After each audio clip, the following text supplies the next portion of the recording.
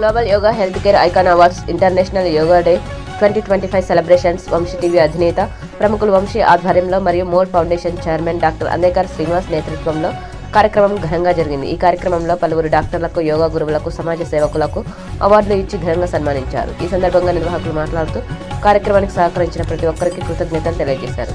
ప్రతి ఒక్కరూ ఆరోగ్యంగా ఉండాలి అని, ఆరోగ్యంగా ఉండాలంటే రోజు యోగా చేయాలని, ఆరోగ్యకరమైన జీవన శైలితో పాటు పాజిటివ్ థింకింగ్తో ఉంటే ఆరోగ్య సమస్యలు రాకుండా ఉంటాయని సందేశం ఇచ్చారు. ఆరోగ్యంగా ఉంటేనే మనిషి ఏదైనా సాధించగలరు అన్నారు.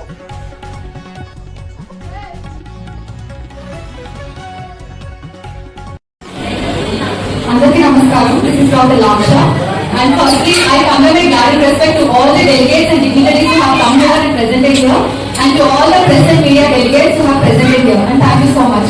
And ee roju jarigina కార్యక్రమం అనేది it's a very very important thing regarding the healthcare sector. And mostly ఏంటంటే like మనం usually made as per medications అవన్నీ మనం రాస్తుంటాం usually, but apart from that mostly healthcare sector లో nowadays it's most arranged is like preventive medicine. Like మన అందరికీ code అనేది గుర్తుంటుంది, like prevention is better than cure అని. సో మనకి మాట్లాడుకోవాల్సింది ఏంటంటే ఈ ప్రివెంటివ్ మెడిసిన్ లో మోస్ట్లీ యోగా అనేది plays a major role and major part.